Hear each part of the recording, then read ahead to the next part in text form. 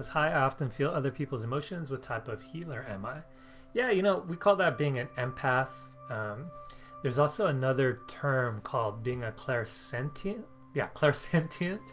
And all that means, if you break it down, it's clair and sentient. So clair means clear, sentient means feeling, right? Yeah, you could feel clearly is what that means, right?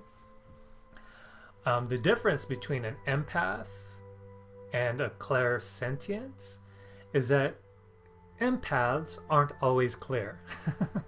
And the reason why I say that is because empaths tend to absorb a lot of other people's energies, right? So when you're trying to read by feeling energy, often it's hard to distinguish, is that my energy?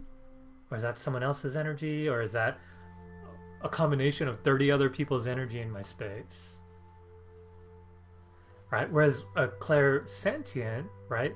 Again, it's clear feeling, right? So clairsentients can read with their body, they can read by feeling, but they're really good about clearing a lot of energies out of their space, right? So it takes I call it a level of seniority.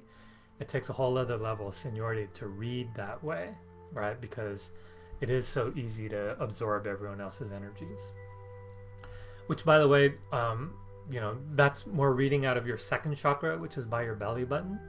One of the things I teach on day 4 of my 7-day challenge, I teach you already how to tap into your third eye, right?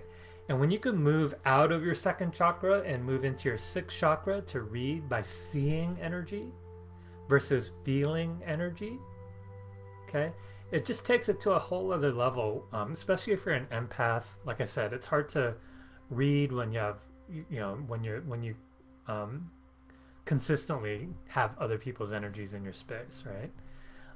And the other thing about reading with your 6th chakra is that, you know, there's some vibrations, frequencies that your physical body can't feel. And what I mean by that, there's other spiritual energies, right, that you necessarily can't feel with the human body, because the human body only vibrates to a certain level, right? So there's like a frequency of energy, right? The physical body could say only feel up to here, but then there's all this other energy, right, that you can't necessarily feel. Does that make sense? So that's where tapping into your 6th chakra, even your crown chakra, you could access even more information. All right. So a lot of people, when they feel blocked, it's a lot of times it's because they're stuck in their 2nd chakra. Anyway, so Layla, to answer your question, yeah, when you feel, it's either being an empath or clairsentient. Great question here.